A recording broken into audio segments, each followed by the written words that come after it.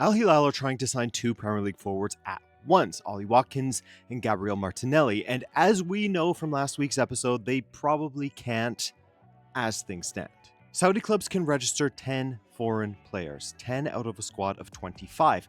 Al-Hilal have spent this whole window making room. Malcolm sold, Darwin Nunez shipped out on loan, Somerville in for 60 million quid, and Karim Benzema is still sitting in one of those slots, reportedly wanting north of 100 million euros to walk away. So there's a space for one of them.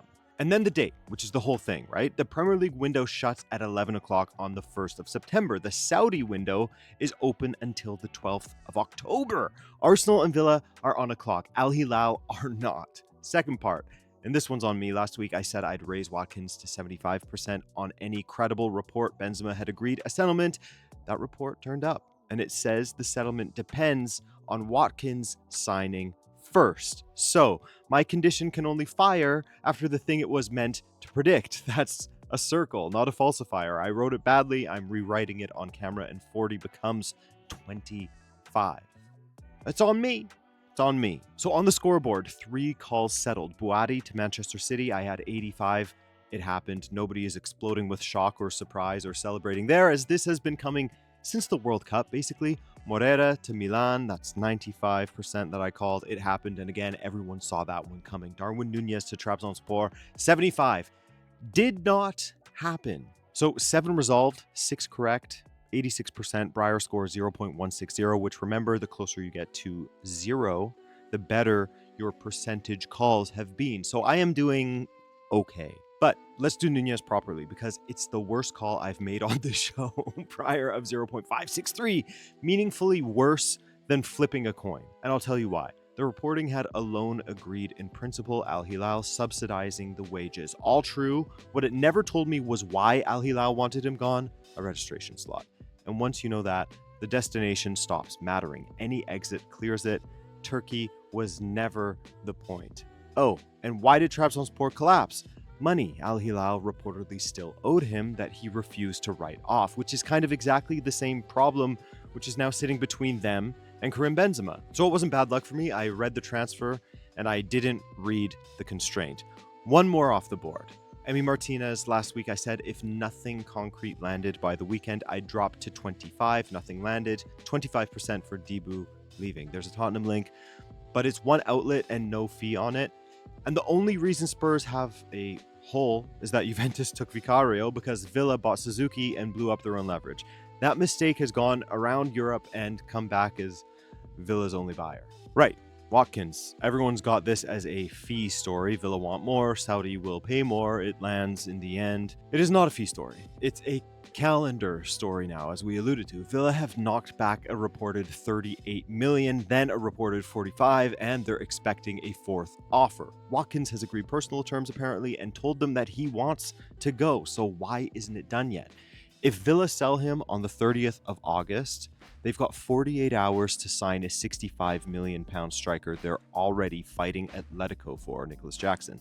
Sell him on the 2nd of September and they can't replace him at all. Their window shut. Al-Hilal's is open another 6 weeks. Villa aren't negotiating a price anymore because now they're negotiating a deadline against a club that hasn't got one, or at least not the same deadline as them. And look, I didn't go easy on Villa last week for buying Suzuki before selling Debu, so let me be fair. This time they've done it in the proper order, right? They haven't bought Jackson, they've lined him up. That's a club learning something inside 7 days. Debu just fell through. 5-factor authentication on this one fast. Source Sky on the Villa end. The Saudi end is regional reporting, so weight it accordingly. Leak direction. Every leak this summer has helped the buyer or the player. Villa have leaked nothing. And when only one side is briefing, that side thinks it's winning. Money, squad logic, and timing all say the same thing. The block isn't cash. It's a slot, and Villa can't outweight somebody with 6 extra weeks, right? 25% now for Watkins, and this is kind of the agent distortion category now. My new condition, written properly this time, this move goes up to 60% the day Al-Hilal announce a Benzema exit or the day Villa confirm Jackson. 10% if Martinelli signs first, because that's the slot gone at Al-Hilal. Okay, Julian Alvarez. Second time this show has covered him, and I'm not moving the number. 2-2 with Villarreal. Atletico's own supporters whistle his name at the team announcement, then boo him again when he comes on in the 66th. He walks down the tunnel on his own while his teammates applaud the crowd. He gets a scarf thrown at him. Hey, that's what happens, right? And the take everywhere is, that's it, the fans have turned, he's gone. What actually happened is Atletico supporters, after one bad afternoon, decided they'd rather have 150 million than a player they reckon doesn't respect the badge, which is fair enough. That's a supporter opinion, though. Supporters don't sign transfer documents, and a club that's refused to negotiate all summer doesn't start because the Metropolitano whistled the player that is wanted by Barcelona, right? Wanting to leave Atletico isn't the same as wanting to join Arsenal.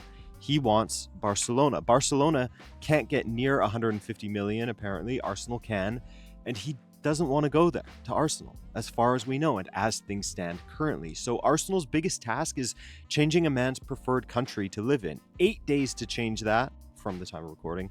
Possible, sure. Likely, not really in my opinion. Episode 1, I said 20% he goes to Barcelona because players forcing a move don't do the fitness homework the club have sent them. Still true. So the 20 stays for Barcelona. That's a hold, not a new call. What's new is a separate number for him going to Arsenal, which I have at 15%. And the detail test tells you why. 6 weeks of this, escalating fees every week, and not one report has given us a payment structure, a wage, or personal terms with anybody. Moves on the brink. Martinelli to Al-Hilal and his blocker at the moment, about 10 million euros, and a replacement Arsenal can't buy yet. Al-Hilal have bid a reported £50 million. Arsenal want 70 million euros. Ornstein, Ben Jacobs both have this transfer live, and Martinelli was left out of the Arsenal squad on Sunday. Same tell that moved Barcola last week, right? A club protecting an asset it's already decided to sell. That's why this is 60 and not 40. At 70 million euros, this is the biggest sale in Arsenal's history, bigger than Oxlade-Chamberlain, and that was in 2017. So what's holding it under 70? Arsenal won't sell without a forward coming in, and their two named targets are Alvarez, who wants Barcelona, and Kenan Yildiz, who Juventus don't want to sell. Also, Saliba's out, Timber's out. That's why they spent 55 million on Konsa in the first place. And then, same as everything else this week, the calendar. Al-Hilal can buy Martinelli on the 20th of September, as an example. Arsenal can't replace him after the 1st of September, so the fee gap closes long before the squad problem does for Arsenal. 60% right now, 85% the moment Arsenal sign any senior forward, but if the 1st of September comes and goes and he's still there, 35%, because then Arsenal have no reason to sell and every reason to keep him at least until January. Right. Finished signed deals such as Savinho. £85 million, man. 1 goal, 2 assists, 7 league starts out of 24 appearances, and I'll be blunt, because the numbers don't survive contact with the fee. Nobody's saying Savinho's bad. He's 22. He's a good dribbler. There's a version of him worth this number in 3 years' time, but 85 million isn't a bet on a version. 85 million is what a final product player costs, and Spurs have paid it for someone whose own manager just said out loud that he'd wanted to leave since day one, which is the actual mechanism, right? City didn't sell him because they valued him at 85. They sold him because somebody offered 85 for a guy who didn't want to be there. That's kind of brilliant business, and it should be called brilliant business, I guess, on City's side, or just easy business, easy money. And Marmoush is the other half of the same trade. Medical on Monday per Fabrizio Morano. Morano? Who's that? Romano. An initial loan with an obligation to buy that becomes mandatory under certain conditions, worth 55 million. Worth 50 million, I should say, which is a 50 million pound permanent transfer both clubs have agreed to put on next year's books instead of this year's. City paid 59 for him 19 months ago, 95%. Christopher Nkunku is heading back to RB Leipzig after years wandering from London to Milan, but it's not a permanent transfer, not yet at least. Structure matters, so let me be precise. This is a loan with an option, not a straight sale. 4 million loan fee, 28 million option, 32 total, as DiMarzio has it. Milan bought Nkunku from Chelsea last summer for 37 million. 12 months later, 32 coming back, and only 4 of it guaranteed. So They've rented a striker out for a year at a cost of about 33 million plus wages. And if Leipzig say no thanks in June, he's back at 29 with a year less on his deal. And he's the fourth name on the same list. Nkunku, Tomori, Fofana, Jimenez, all surplus to a manager who's been in the building for not so long. Hold that thought. This came out of nowhere, 51 million fixed, 4 in add-ons for Konsa to Arsenal, and it got about 4 minutes of coverage because it landed in the same 48 hours as 370 million pound midfielders. Remember what I said about Jed Spence last week? Squad player in May, 30 million in August because hundreds of scouting departments watched him for a month at the World Cup. Same thing here. Konsa started that tournament at center back for a side that went all the way to the semifinal. Nothing about the player really changed. The sample everybody watched kind of did, right? I honestly didn't think he was great at the World Cup, but anyway. The real story is Villa. Morgan Rogers sold to Chelsea. Konsa sold to Arsenal. Martinez getting pushed out. Watkins trying to leave. That's a Europa League winning side taken apart in one summer with the two best pieces going to clubs above them. And it's not completely mismanaged, right? Villa are getting strong prices and they've lined up a replacement pretty much every time. What they can't do is stop it happening again next August, because the gap between a club that wins the Europa League and one that wins the Premier League isn't just the 11 players, it's whether your best ones are for sale at all, right? And he missed the registration deadline for Arsenal's opener, so his debut might be away at Villa Park a week on Monday. Ayoub Bouaddi done 95 million euros plus 5 in add-ons. He said goodbye to the Lille supporters, his teammates, record sale in the club's history. And last week, the reported fees on this ran from 70 million euros to 135. Same guy, same week. I told you my read was closer to 100 because the top number only showed up in outlets with no Lille beat and no City beat. 95 plus 5, and I'm not telling you that to sort of like take a bow. It's a thing you can do, and you probably did do this as well. Weight the source by their beat, not their follower count. Now, the signal. City have replaced Rodri with an 18-year-old and a lad who's never played outside of England for about 215 million pounds. They sold Rodri for 76.5, so losing one player has cost them roughly 140 million quid. And two players who've never done the job. Put Baleba next to it, by the way, joining Manchester United, 70 million or so for a midfielder coming off of a dip in form and an ankle injury who won't be fit until about mid-September apparently. And Brighton have taken 30% less than they asked for, and it's still a win because they bought him for about 23 million. They're not playing the same game, right? And that's the window in one line. Anderson, 116 million, Bouaddi, 100 million euros at 18, Savinho, 85 off one goal. Clubs have stopped paying or buying what a player has done. They're buying the years he's got left to do it in and paying today's money for it. Does that work? We'll see.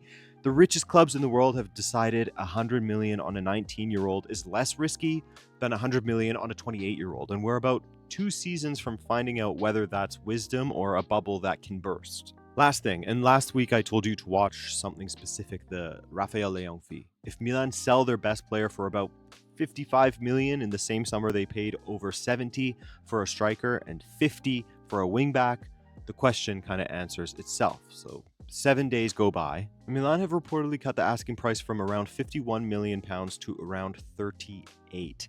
Leeds have bid about 43. Italian reporting has a meeting with Jerry Cardinale set to settle it, and Milan expect to start the season without Raphael Leão, or continue the start of the season. And Nkunku's going to Leipzig for 32, 4 of it guaranteed, 12 months after arriving for 37. Tomori, Fofana, Jimenez, all surplus. That's kind of a spine, maybe not the spine, of last season's squad, leaving at a discount in the same window the club spent heavily at the top end. And I said last week I wasn't alleging anything improper, and I'm still not. Nothing here breaks a rule, but the pattern I asked you to watch has done exactly what the question implied regarding Jorge Mendes. Premium going in, discount coming out, same players, 12 months later. So the number to watch now is what Leeds actually pay. If Leão goes for under 40 million, it kind of stops being a question. Watkins 25, Martinez 25, Alvarez 20 to Barcelona and 15 to Arsenal, Martinelli 60, Marmoush 95. The one I am least comfortable with, probably Martinelli at 60%. It kind of hangs entirely on whether Arsenal can buy a forward in a few days. If they can't, that number it's way too high. Put your percentages in the comments before next week's scoreboard. If you beat me on a call, hey, I wouldn't be surprised. And the big one, 11 o'clock, 1st of September. Next week is the first episode I film after the European window has shut, with the Saudi window open for another 6 weeks. That will be dominated by done deals, I'm sure. All right, guys, that's it from me. As always, I thank you for watching, and I'll see you in another video very soon. Later.